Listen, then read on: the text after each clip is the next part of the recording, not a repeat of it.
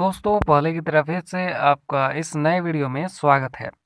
दोस्तों आज के वीडियो में हम लोग जो क्षितिज बुक है भाग 2 एनसीईआरटी सीबीएसई कहें या अन्य बोर्ड में जो यह चैप्टर दिया हुआ है राम लक्ष्मण परशुराम संवाद, ठीक है। तो इस चैप्टर का हम लोग आज सॉल्यूशन बनाने वाले हैं और सॉल्यूशन बहुत ही धमाकेदार होने वाला है। तो वीडियो को एकदम लास्ट तक जरूर देखिएगा, ठीक है। और अगर आपका एक भी प्रश्न है इस चैप्टर से तो वो सभी आज इस वीडियो में क्लियर हो जाएगा। तो इसमें जो अभ्यास प्रश्न दिए हुए हैं उसे हम लोग सॉल्व करने वाले हैं। यहाँ पर देख सकते हैं राम लक्ष्मण परशुराम संवाद चैप्टर का नाम है और दूसरा चैप्टर है ये क्लास 10 का दूसरा चैप्टर।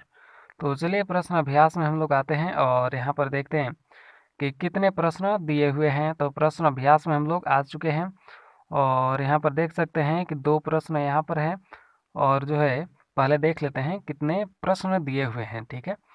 तो यहाँ पर देखिए 3, 4 और 5, 6 टोटल, तो यहाँ पर 10 प्रश्न टोटल हैं और रचना और अभिव्यक्ति को मिला दें अगर, तो रचना और अभिव्यक्ति को मिला दें तो टोटल यहाँ पर जो है 16 प्रश्न हैं, ठीक है। टोटल यहाँ पर 16 प्रश्न दिए हुए हैं, ठीक है। तो ये हमें 16 के 16 प्रश्नों को करने हैं, ठीक है। ऐसा नहीं है कि रचना और अभिव्यक्ति क्या है तो यह एग्जाम में नहीं आता है तो इसको नहीं बनाएंगे, ऐसा नहीं है। इससे भी एग्जाम में आता है, ठीक है। रचना और अभिव्यक्ति से भी एग्जाम में आता है। तो चलिए हम लोग ज़्यादा टाइम नहीं लेंगे और हम लोग चलिए शुरुआत करते हैं अब और चलते हैं हम लोग प्रश्न उत्तर में। और सबसे पहले तो यहाँ पर देख लेते हैं पहला प्रश्न क्या है। परशुराम के क्रोध करने पर लक्ष्मण ने धनुष के टूट जाने के लिए कौन कौन से तर्क दिए हैं, ठीक है। कौन कौन से तर्क दिए हैं तो ये हमें बताना है। तो चलिए हम लोग चलते हैं इसका सॉल्यूशन पर। तो चलिए हम लोग शुरुआत करते हैं और ये जो मैं सॉल्यूशन आपको बताने वाला हूँ वो सीबीएसई के लिए है और एनसीईआरटी के लिए है, ठीक है। सीबीएसई एनसीईआरटी दोनों के लिए है और क्षितिज पुस्तक का है चैप्टर 2, ठीक है। तुलसीदास चैप्टर का नाम है। और यहाँ पर देखिए ये जो है एनसीईआरटी और सीबीएसई दोनों के लिए है, ठीक है। और अगर आपका अन्य बोर्ड से कोई और अन्य बोर्ड से है तो उसका अगर आपका चैप्टर यही है तो उसमें जो प्रश्न होंगे अगर प्रश्न मिल रहे हैं तो उसका उत्तर भी यही आप लिख सकते हैं, ठीक है। उसमें कोई प्रॉब्लम नहीं होगा। तो मैंने एक ये बात तो बता दिया। तो चलिए अब हम लोग शुरुआत करते हैं पहले क्वेश्चन से, ठीक है। तो पहला प्रश्न दिया हुआ है कि परशुराम के क्रोध करने पर लक्ष्मण ने धनुष के टूट जाने के लिए कौन कौन से तर्क दिए हैं, ठीक है। तो जब परशुराम जी आए थे गुस्से में और उन्होंने पूछा कि यह धनुष किसने तोड़ा, तो लक्ष्मण जी ने कहा कि अब कौन कौन सी बातें कही वो देखिए पॉइंट बाय पॉइंट यहाँ पर लिखा हुआ है।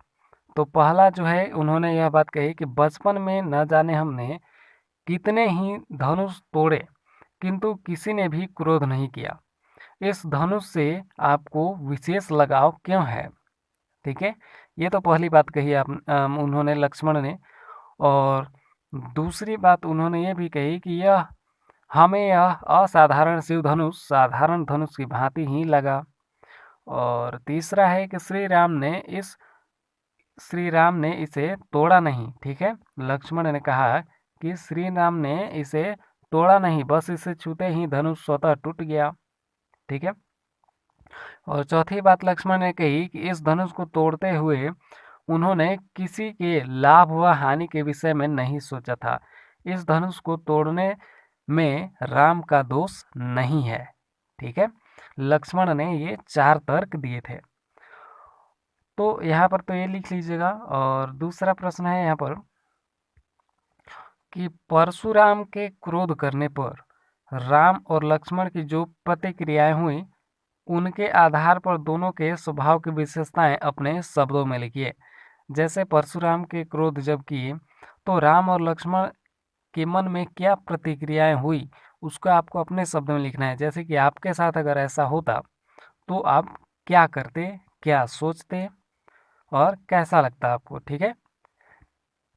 तो देखिए इसका उत्तर में लिख सकते हैं कि राम स्वभाव से कोमल और विनयी हैं। परशुराम जी क्रोधी स्वभाव के थे।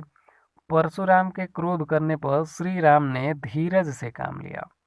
उन्होंने स्वयं को उनका दास कहकर परशुराम के क्रोध को शांत करने का प्रयास किया एवं उनसे विनम्रता से बात की।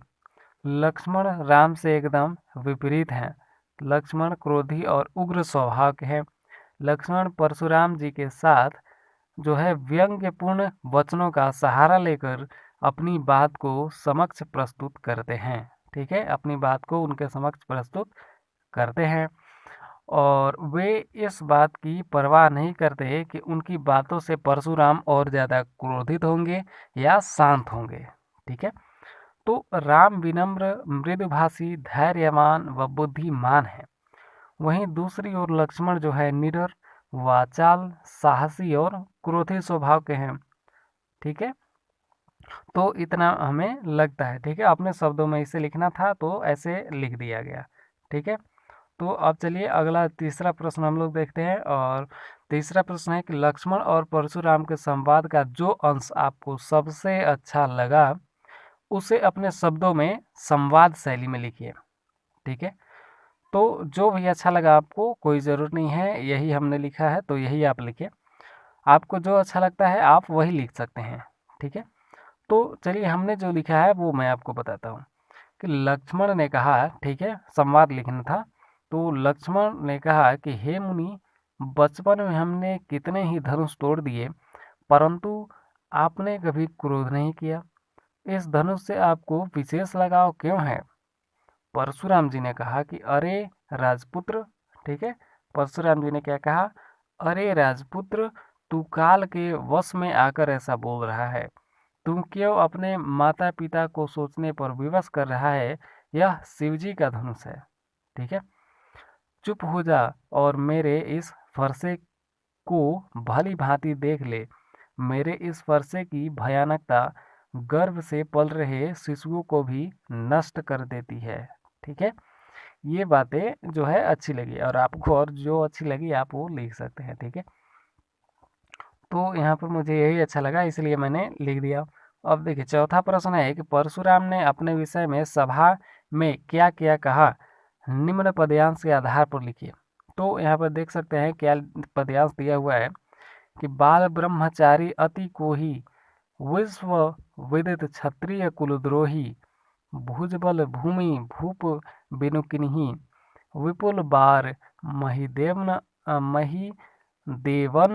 दिवन ही। ठीक है, मही देवन दिन ही, सहस बाहुभुज छेद निहारा, परशु विलोकु महिप कुमारा, मातु पितहि जनि सोच बस करसी, महिष किशोर।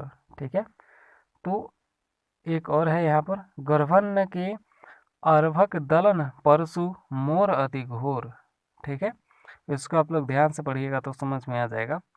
और यहाँ पर देखिए इसका उत्तर जो हो जाएगा अपने शब्दों में लिखना है। ठीक है, इसके आधार पर तो परशुराम ने अपने विषय में कहा है कि वे जो है बाल ब्रह्मचारी और क्रोधी स्वभाव के हैं, समस्त विश्व में क्षत्रिय कुल के द्रोही के रूप में विख्यात हैं। उन्होंने अनेक बार पृथ्वी को क्षत्रियों से विहीन कर ब्राह्मणों को दान में दिया और अपने हाथ में धारण इस फरसे से सहस्त्रबाहु की भुजाओं को काट डाला है। इसलिए हे नरेश पुत्र, मेरे इस फरसे को भली भांति देख ले। राजकुमार, तू क्यों अपने माता पिता को सोचने पर विवश कर रहा है? मेरे इस फरसे की भयानकता गर्भ में पल रहे शिशुओं को भी नष्ट कर देती है। ठीक है, तो ये तो हो गया। अब पांचवा प्रश्न यहाँ पर देखते हैं और लक्ष्मण ने वीर योद्धा की क्या क्या विशेषताएं बताई। ठीक है, पांचवा प्रश्न है कि लक्ष्मण ने वीर योद्धा की क्या क्या विशेषताएं बताई। तो लक्ष्मण ने वीर योद्धा की निम्नलिखित विशेषताएं बताई हैं। ठीक है, उन्होंने तो 6 विशेषताएं बताई हैं और उन 6 को हम लोग जानते हैं। तो देखिए पहला जो विशेषता बताया लक्ष्मण ने कि सूरवीर जो होते हैं वो युद्ध में वीरता का प्रदर्शन करके ही अपनी सूरवीरता का परिचय देते हैं, व्यर्थ में अपना बखान नहीं करते। ठीक है, और दूसरी बात उन्होंने कही कि वीरता का व्रत धारण करने वाले वीर पुरुष धैर्यवान और क्षोभ रहित होते हैं। और तीसरा बात उन्होंने बताया कि वीर पुरुष स्वयं पर कभी अभिमान नहीं करते। ठीक है। और चौथी बात उन्होंने बताया कि वीर पुरुष जो होते हैं किसी के विरुद्ध गलत शब्दों का प्रयोग नहीं करते। ठीक है। और पांचवी बात उन्होंने बताया कि वीर पुरुष दीनहीन, ब्रह्म जो है ब्राह्मण व गायों और दुर्बल व्यक्तियों पर अपनी वीरता का प्रदर्शन नहीं करते एवं अन्याय के विरुद्ध हमेशा निडर भाव से खड़े रहते हैं। और छठी विशेषता बताई उन्होंने कि किसी के ललकारने पर वीर पुरुष परिणाम की फिक्र न करके, ठीक है, परिणाम के बारे में सोचने बिना निडरता पूर्वक उसका सामना करते हैं। ठीक है। ये 6 विशेषताएं उन्होंने बताई है। और हम लोग चलते हैं अब अगले प्रश्न में। और अगला प्रश्न है कि साहस और शक्ति के साथ विनम्रता हो तो बेहतर है। इस कथन पर अपने विचार लिखिए। मतलब साहस और शक्ति हो लेकिन विनम्रता भी साथ में हो तो और भी बेहतर है। ठीक है। इसके बारे में आपको बताना है। तो देखिए उत्तर जो है क्या हो जाएगा कि साहस और शक्ति के साथ अगर विनम्रता न हो तो अब जो व्यक्ति होता है वो अभिमानी हो जाता है और उदंड बन जाता है। साहस और शक्ति ये दो गुण व्यक्ति को श्रेष्ठ बनाते हैं। ठीक है। यानी वीर व्यक्ति को श्रेष्ठ बनाते हैं। परंतु यदि विनम्रता इस गुणों के साथ आकर मिल जाती है तो वह उस व्यक्ति को श्रेष्ठतम वीर की श्रेणी में ला देती है। विनम्रता व्यक्ति में सदाचार व मधुरता भर देती है। विनम्र व्यक्ति किसी भी स्थिति को सरलतापूर्वक संभाल सकता है। और परशुराम जी साहस व शक्ति के संगम हैं। राम विनम्रता, साहस और शक्ति का संगम है। राम के विनम्रता के आगे परशुराम जी के अहंकार को भी नतमस्तक होना पड़ा। ठीक है। तो जो परशुराम जी थे वो साहस और शक्ति के संगम थे और राम जो है वो उनके पास विनम्रता भी था। ठीक है। इसीलिए परशुराम जी को तो झुकना ही था। और यहाँ पर 7वां प्रश्न है कि भाव स्पष्ट कीजिए। और जिसमें पहला है कि विहसी लखनु बोले मृदु बाणी, अहो मुनिसु महाभट्ट मानी, पुनि पुनि मोही देखाव कुठारू, चाहत उड़ावन फूकी पहाड़ू। इसका उत्तर आपको लिख देना है। मतलब इसके भाव स्पष्ट करने में कि पहले तो आपको प्रसंग लिखना होगा इसका और उसके बाद आपको भाव लिखना होगा। तो प्रसंग में आप लिख सकते हैं कि प्रस्तुत पंक्तियाँ तुलसीदास द्वारा रचित रामचरितमानस से ली गई हैं। उक्त पंक्तियों में लक्ष्मण जी ने परशुराम जी के द्वारा बोले गए अपशब्दों का प्रत्युत्तर दिया है। ठीक है।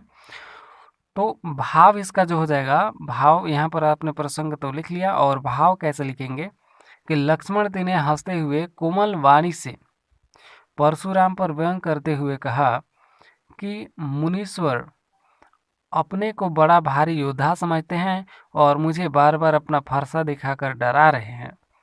जिस तरह एक फूंक से पहाड़ नहीं उड़ सकता उसी प्रकार मुझे बालक समझने की भूल मत कीजिए कि मैं आपके फरसे को देखकर डर जाऊंगा। ठीक है। ये इसका भाव था इस पंक्ति का। और दूसरी पंक्ति दी हुई है कि यहाँ यहाँ कुम्हड़बतिया को नाही, जे तर्जनी देख मर जाही, देख कुठारू सराजन बाना, मैं कछु कहा सहित अभिमाना। ठीक है। ये दूसरी पंक्ति दी हुई है। और दूसरी पंक्ति में ये है, इसका भी हमें प्रसंग लिखना होगा और भाव लिखना होगा। तो देखिए इसका प्रसंग हो जाएगा कि प्रस्तुत पंक्ति तुलसीदास द्वारा रचित रामचरितमानस से ली गई है। उस पंक्तियों में लक्ष्मण जी ने परशुराम के द्वारा बोले गए अपशब्दों का प्रत्युत्तर दिया है। ठीक है। इसमें भी अपशब्दों का प्रत्युत्तर लक्ष्मण द्वारा दिया गया है। तो इसका भाव देखिए क्या है कि भाव यह है कि लक्ष्मण जी अपनी वीरता का अभिमान पूर्वक परिचय देते हुए कहते हैं कि हम कोई छुई मुई के फूल नहीं हैं जो तुम्हारी तर्जनी देखकर मुरझा जाए। हम बालक अवश्य हैं परंतु फरसे और धनुष बाण हमने भी बहुत देखे हैं, इसलिए हमें नादान बालक समझने की भूल न करें। ठीक है। इसके बाद यहाँ तक तो भाव हो गया। और तीसरा जो पंक्ति दी हुई है वो ये है कि गाधि सनु कह हृदय हस मुनि ही हरि यरे सूझ। ठीक है, हरि यरे सूझ। अय मैं खाड़ न उख मैं अजहू न बूझ अबूझ। ठीक है, तो इसके आपको प्रसंग में लिखना होगा कि प्रस्तुत पंक्तियां तुलसीदास द्वारा रचित रामचरितमानस से ली गई हैं। उन पंक्तियों में परशुराम जी के वचनों को सुनकर विश्वामित्र मन ही मन परशुराम जी की बुद्धि पर हंसते हैं। ठीक है, तो इसका भाव देखिए क्या है कि परशुराम बार बार कहते हैं कि मैं लक्ष्मण को पल भर में मार दूंगा। यह सुनकर विश्वामित्र मन ही मन कहते हैं कि गाधीपुत्र अर्थात परशुराम जी को चारों ओर हरा ही हरा दिखाई दे रहा है। जिन्हें ये गन्ने की खाड़ समझ रहे हैं वे तो लोहे की बनी तलवार है। ठीक है, इस समय परशुराम की स्थिति सावन के अंधे की भांति हो गई है, जिन्हें चारों ओर हरा ही हरा दिखाई दे रहा है, अर्थात उनकी समझ अभी क्रोध व अहंकार के वश में है। ठीक है, ये इसका भाव हो जाएगा। और अब चलते हैं 8वां प्रश्न। और 8वां प्रश्न में दिया हुआ है कि पाठ के आधार पर तुलसी के भाषा सौंदर्य पर 10 पंक्तियां लिखिए। ठीक है, तो तुलसीदास रस सिद्ध कवि हैं और उनकी काव्य भाषा सरस है। और तुलसीदास द्वारा लिखित रामचरितमानस अवधी भाषा में लिखी गई है। यह काव्यांश रामचरितमानस के बालकांड से ली गई हैं। तुलसीदास ने इसमें दोहा, चौपाई और छंदों का बहुत ही सुंदर प्रयोग किया है, जिसके कारण काव्य के सौंदर्य तथा आनंद में वृद्धि हुई है और भाषा में लयबद्धता बनी रहती है। भाषा को कोमल बनाने के लिए कठोर वर्णों की जगह कोमल ध्वनियों का प्रयोग किया गया है। इनकी भाषा में अनुप्रास अलंकार है और रूपक अलंकार है और उत्प्रेक्षा अलंकार है और पुनरुक्ति अलंकार है। ठीक है, ये जो है इतने अलंकार की अधिकता मिलती है। इस काव्यांश की भाषा में व्यंग्यात्मकता का सुंदर संयोजन हुआ है। ठीक है, तो भाषा सौंदर्य की ये 10 पंक्तियां हो गई। आप चाहे तो नंबर बाय नंबर भी लिख सकते हैं। जैसे कि तुलसीदास एक जो है रसिद कवि हैं। दूसरा लिख सकते हैं कि उनकी काव्य भाषा सरस है। तीसरा लिख सकते हैं जो कि उनकी तुलसीदास द्वारा लिखित रामचरितमानस अवधी भाषा में लिखी गई है। तो ऐसे जो हैं जहाँ पर भी पूर्ण विराम आपको देखे हुए मतलब दिख रहे हैं, जहाँ पर भी पूर्ण विराम आपको ऐसे दिख रहे हैं लाइन दिया हुआ, ठीक है, वहाँ से आप पॉइंट कट करके लिख सकते हैं नीचे। ठीक है, जैसे एक नंबर में हो गया कि तुलसीदास जो है रस सिद्ध कवि हैं। ठीक है, ये पहला हो गया। और दूसरा में लिख सकते हैं कि तुलसी काव्य भाषा सरस है। ठीक है, उनकी काव्य भाषा सरस है। और तीसरे में लिख सकते हैं कि तुलसीदास द्वारा लिखित रामचरितमानस अवधी भाषा में लिखी गई है। ठीक है, इस तरह से आप पॉइंट करके लिख सकते हैं, मतलब नंबर डाल डाल करके। तो अब चलते हैं 9वां प्रश्न में। और 9वां प्रश्न है कि इसे पूरे प्रसंग में व्यंग का अनूठा सौंदर्य है। ठीक है, इस पूरे प्रसंग में व्यंग का अनूठा सौंदर्य है, उदाहरण के साथ स्पष्ट कीजिए। तो तुलसीदास द्वारा जो रचित है परशुराम लक्ष्मण संवाद मूल रूप से व्यंग काव्य है। व्यंग मतलब बातचीत, जिसको वाद विवाद कह सकते हैं। ठीक है, वाद विवाद का काव्य है। और उदाहरण के लिए जैसे कि बहु धनु ही तोरी लड़िकाई, कबहू न असी रिस किन ही गोसाई। लक्ष्मण जी परशुराम जी से धनुष टूटने पर व्यंग करते हुए कहते हैं कि हमने अपने बालपन में ऐसे अनेक धनुष तोड़े हैं, तब हम पर किसी ने क्रोध नहीं किया। दूसरी है कि मातु पिता ही जनी सोच बस करसी, महिष किशोर, ठीक है, गर्भन्न के अर्भक दलन परशु मोर अति घोर। ठीक है, तो परशुराम जी क्रोधित होकर कहते हैं कि अरे राजा के बालक, यानी अरे राजपुत्र, तुम अपने माता पिता को सोचने पर विवश कर रहे हो। मेरा फरसा बड़ा भयानक है, यह गर्भ के बच्चों का भी नाश कर देता है। ठीक है, तो उदाहरण ये दे सकते हैं आप, और दो चाहे तो दो उदाहरण भी लिख सकते हैं। और तीसरा मैंने लिख दिया, तो गाध ही सुनु कह हृदय असी मुनि ही हरि अरे सूझ। ठीक है। अयमय खार न उखमय अजहू न जो है बूझ अबूझ, ठीक है।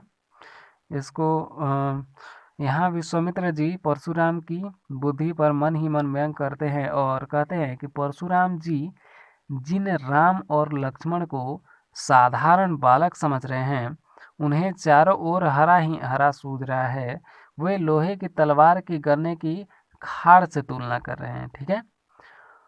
तो चलिए यहाँ तक तो हो गया, और चाहे तो 2 उदाहरण लिख सकते हैं या तीसरा भी लिख सकते हैं।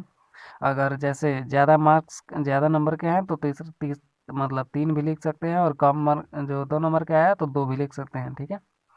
तो 10वां प्रश्न है, एक आगे चलते हैं हम लोग 10वां प्रश्न में, और 10वां प्रश्न है कि निम्नलिखित पंक्तियों में प्रयुक्त अलंकार का पहचान करके लिखिए। तो अलंकार आपको पहचान करके लिखना है। तो अलंकार कैसे पहचाना जा सकता है और कितने अलंकार होते हैं, ये सभी का वीडियो आपको दूसरे वीडियो जो है, ये सभी की जानकारी दूसरे वीडियो में आपको मिल जाएगी। और यहाँ पर देखिए, पहला क्या है कि बालकु बोली बंधा नहीं तो ही, ठीक है। बालकु बोली बंधो नहीं तो ही, तो इसमें कौन सा अलंकार हो जाएगा, अनुप्रास अलंकार। उक्त पंक्ति में जो ब है, ब वर्ण की एक से अधिक बार आवृत्ति हुई है, ठीक है, यानी बोली बंद हो, ठीक है, बोली बंद हो, तो यहाँ पर एक से अधिक बार आवृत्ति हुई है, इसलिए यहाँ पर अनुप्रास अलंकार हो जाएगा, ठीक है। और कोटि कुलिस सम वचन तुम्हारा, तो देखिए इसमें अनुप्रास अलंकार भी है कि उक्त पंक्ति में क वर्ण की एक से अधिक बार आवृत्ति हुई है, इसलिए यहाँ जो है अनुप्रास अलंकार है। और यहाँ पर उपमा अलंकार भी आपको मिल जाएगा। तो कोटि कुलिस सम वचनों में उपमा अलंकार है, क्योंकि परशुराम जी के एक एक वचनों को ब्रज के समान बताया गया है, ठीक है, वज्र के समान, ठीक है, वज्र के समान बताया गया है, तो इसमें उपमा अलंकार भी है। और तीसरा है कि तुम तो कालू हाँक जनुलावा, बार बार मोही लागी बुलावा, ठीक है। तो इसमें देखिए कौन सा अलंकार होगा, तो पहला तो उत्प्रेक्षा अलंकार होगा। और जिस जैसे देखिए काल हाँक जनुलावा में उत्प्रेक्षा अलंकार है, और यहाँ जनु उत्प्रेक्षा का वाचक शब्द है, ठीक है, जनु जो है उत्प्रेक्षा का वाचक शब्द है, इसलिए उत्प्रेक्षा अलंकार होगा।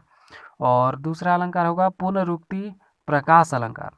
तो बार बार में पुनरुक्ति प्रकाश अलंकार है, क्योंकि बार बार शब्द की 2 बार आवृत्ति हुई है, और इसका अर्थ होता है कि भिन्नता नहीं है, ठीक है, मतलब इसका अर्थ में भिन्नता नहीं है। अब चलिए चौथा है कि लखन उत्तर आहुति सरसी भृग बरकोप कृषाणु, वचन बोले रघुकुल भानु, ठीक है। तो इसमें देखिए कौन सा अलंकार होगा, पहला तो उपमा अलंकार होगा, और दूसरा जो है उत्तर आहुति, मतलब इस उत्तर आहुति जो है सरिस भृग बरकोपु और किसानु में उपमा अलंकार है, ठीक है, ये उपमा अलंकार पहला होगा। और दूसरा हो जाएगा कि जल सम वचन में भी उपमा अलंकार है, क्योंकि भगवान राम के मधु वचन जल के समान कार्य कर रहे हैं, ठीक है, मधु वचन जो है जल के समान कार्य कर रहे हैं। और दूसरा अलंकार होगा रूपक अलंकार, ठीक है, पहला उपमा अलंकार, उप अलंकार क्यों, क्योंकि यहाँ पर 2 बातें आई है। और रूपक अलंकार क्यों, क्योंकि रघुकुल भानु में रूपक अलंकार है, यहाँ श्री राम को रघुकुल का सूर्य कहा गया है, और श्री राम के गुणों की समानता सूर्य से की गई है, ठीक है। तो इतना आप देख सकते हैं। और चलिए हम लोग रचना और अभिव्यक्ति से भी कुछ प्रश्न जो है यहाँ पर सॉल्व करेंगे, और जितने भी प्रश्न हैं रचना और अभिव्यक्ति में वो सभी को सॉल्व करेंगे, क्योंकि एग्जाम में इससे भी पूछा जाता है। तो यहाँ पर देखिए पहला प्रश्न इसमें है रचना और अभिव्यक्ति में कि सामाजिक जीवन में क्रोध की जरूरत बराबर पड़ती है, यदि क्रोध न हो तो मनुष्य दूसरे के द्वारा पहुँचाए जाने वाले बहुत से कष्टों की चिर निवृत्ति का उपाय ही न कर सके, ठीक है। तो आचार्य रामचंद्र शुक्ल जी का यह कथन इस बात की पुष्टि करता है कि क्रोध हमेशा नकारात्मक भाव लिए नहीं होता, बल्कि कभी कभी सकारात्मकता के यानी कभी कभी सकारात्मक भी होता है। इसके पक्ष या विपक्ष में अपना मत प्रकट कीजिए। तो अपना मत बताना है इसमें कि क्रोध जो है सकारात्मक होता है या नकारात्मक होता है। तो पक्ष में अगर विचार करें हम, तो क्रोध बुरी बातों को दूर करने में हमारी सहायता करता है, जैसे अगर विद्यार्थी पढ़ाई में ध्यान न दे और शिक्षक उस पर क्रोध न करे तो वह विद्यार्थी का भविष्य कैसे उज्जवल होगा। यदि कोई लोगों पर अन्याय कर रहा है और लोग बिना क्रोध के लिए मतलब बिना क्रोध किए देखते रहे तो न्याय की रक्षा कैसे होगी। ठीक है। और अगर विपक्ष पर विचार करें मतलब ये तो पक्ष में है क्रोध कि क्रोध करने से ये फायदा होगा, और नुकसान की बात करें अगर हम तो क्रोध एक चक्र है जो चलता ही रहता है। आप किसी पर क्रोध करेंगे तो आप जो है वह भी आप पर क्रोधित होगा और उनका क्रोध देखकर आप और क्रोधित होंगे। इस प्रकार क्रोध में आप प्रथम स्वयं को ही हानि पहुंचाते हैं। क्रोध करने से आपकी सेहत खराब हो सकती है और समय का भी अपव्यय होता है। ठीक है। तो क्रोध करने से कुछ हानियां भी होती हैं और कुछ फायदे भी होते हैं। अब दूसरा प्रश्न है कि संकलित अंश में राम का व्यवहार विनयपूर्ण और संयत है। लक्ष्मण लगातार व्यंग्य बाणों का जो है उपयोग करते हैं और परशुराम का व्यवहार क्रोध से भरा हुआ है। आप अपने आप को इस परिस्थिति में रहकर लिखें कि आपका व्यवहार कैसा होता है। ठीक है। तो मेरा व्यवहार राम और लक्ष्मण के बीच का होता है। मैं लक्ष्मण की तरह परशुराम के अहंकार को दूर जरूर करता किंतु किंतु उनका अपमान न करता। मैं शायद अपनी बात लक्ष्मण की तरह जोर जोर से बोलकर उनके समक्ष रखता। अगर वे सुनते तो राम की तरह विनम्रता और शांति से उन्हें समझाता। ठीक है। तो आप अपनी विचार यहाँ पर लिख सकते हैं, मैंने ये लिख दिया था। और यहाँ पर देखिए अपने किसी परिचित या मित्र के स्वभाव की विशेषताएं लिखिए। तो लिख देना है आपके जो मित्र की विशेषताएं हैं। इस प्रसंग में मुझे अपने तीसरी कक्षा के मास्टर जी की याद आती है और उनका नाम मनोहर शर्मा था। उनका स्वभाव बहुत कठोर था। वे बहुत गंभीर थे और स्कूल में उन्हें कभी हंसते या मुस्कुराते नहीं देखा जाता था। वे विद्यार्थियों को कभी कभी मुर्गा भी बनाते थे। सभी छात्र उनसे भयभीत रहते थे। सभी लड़के उनसे बहुत डरते थे क्योंकि उनके जैसा सख्त अध्यापक न कभी किसी ने देखा था और न सुना था। ठीक है। तो ये खैर अपनी अपनी बातें हैं। आप अपने मित्र के बारे में लिख सकते हैं कि वो गुस्सैल है या जो है अच्छा है, विनम्रतापूर्ण रहता है। अब देखिए चौथा प्रश्न है कि दूसरे की क्षमता को कम नहीं समझना चाहिए। इस शीर्षक को ध्यान में रखते हुए एक कहानी लिखिए। तो आपको कहानी लिख देना है। तो जैसे मैंने लिख दिया है कि हमारी कक्षा में राजीव जैसे ही प्रवेश करता है तभी उसे जो सभी उसे लंगड़ा लंगड़ा कहकर संबोधित करने लगते हैं। राजीव बचपन से ऐसा नहीं था, किसी दुर्घटना के शिकार स्वरूप उसकी यह हालत हो गई थी। राजीव की सहायता करने की बजाय सभी उसका मजाक उड़ाने लगते थे। परंतु राजीव किसी से कुछ न कहता और न बोलता, चुपचाप अपना काम करते रहता और न ही कभी किसी शिक्षक से बच्चों की शिकायत करता। ऐसे लगता मानो वह किसी विचार में खोया है। सारे बच्चे दिन भर उधम मचाते उसे तंग करते रहते थे परंतु वह हर समय पढ़ाई में मग्न रहता था। इसका परिणाम यह निकला कि जब विद्यालय का 10वीं की वार्षिक परीक्षा परिणाम निकला तो सब विद्यार्थियों की आंखें फटी की फटी रह गई क्योंकि राजीव अपने विद्यालय में ही नहीं बल्कि पूरे राज्य में प्रथम आया था। वहीं विद्यार्थियां जो कल उस पर हंस रहे थे और आज उसकी तारीफों के पुल बांध रहे थे। उसकी शारीरिक क्षमता का उपहास उड़ाने वालों का राजीव ने अपनी प्रतिभा से मुंह सिल दिया था। चारों ओर राजीव के ही चर्चे थे।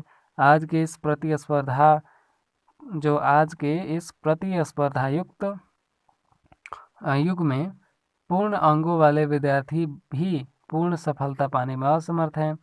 ऐसे में एक विकलांग युवक की इस सफलता से यही पता चलता है कि कोई भी व्यक्ति अपूर्ण नहीं है। हमें लोगों को पहले शारीरिक क्षमता से नहीं बल्कि प्रतिभा से आंकना चाहिए। ठीक है। तो इसका मतलब ये हुआ कि दूसरे की क्षमता को कभी कम नहीं समझना चाहिए। और अगला प्रश्न है यहाँ पर पांचवा कि उन घटनाओं को याद करके लिखिए जब आपने अन्याय का प्रतिकार किया हो।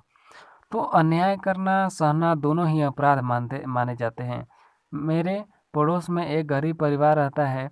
एक दिन उनके यहाँ से बच्चों के रोने की आवाज़ आ रही थी। हमने जाकर देखा तो बच्चों के पिता उन्हें मजदूरी पर न जाने की वजह से पीट रहे थे। हमारे मोहल्ले वाले ने मिलकर अन्याय के खिलाफ आवाज़ उठाई और बच्चों को उनका शिक्षा प्राप्त करने का हक दिलाया। ठीक है, ये आप चाहे तो लिख सकते हैं, वरना अपने मोहल्ले के बारे में भी लिख सकते हैं। इसके बाद चलिए आगे हम लोग चलते हैं। 5वां तो हो गया और छठा प्रश्न है जो कि लास्ट प्रश्न है, अवधी भाषा। ठीक है, अवधी भाषा आज किन किन क्षेत्रों में बोली जाती है, अभी की बात करना है। तो आज जो है अवधी भाषा मुख्यतः अवध में बोली जाती है। यह उत्तर प्रदेश के कुछ इलाकों जैसे गोरखपुर, गोंडा, बलिया, अयोध्या आदि में बोली जाती है। ठीक है, आदि क्षेत्रों में बोली जाती है। तो यहाँ तक तो उम्मीद है कि आपको सब कुछ जो है क्लियर हो गया होगा। और कुछ और जो प्रश्न है तो आप कमेंट कर सकते हैं, हम उसका भी उत्तर आपको बता देंगे। तो यहाँ तक तो आपको सब कुछ समझ में आ गया। तो अब उम्मीद है कि आपको जो है कोई प्रॉब्लम नहीं होगी यहाँ तक। तो वीडियो अगर अच्छा लगा हो तो अगर आप सब्सक्राइब अभी तक नहीं किए हैं तो कर लीजिएगा हमारे चैनल को, और वीडियो को एक बार लाइक ज़रूर कर लीजिएगा। ठीक है, अभी तक अगर आप लाइक नहीं किए हैं तो लाइक ज़रूर कर लीजिएगा। और वीडियो कैसा लगा कमेंट में ज़रूर बताइएगा, और आपके पास कोई सवाल है तो उससे भी कमेंट में ज़रूर बताइए। ठीक है, हम उसका भी सॉल्यूशन आपको बताने की कोशिश करेंगे।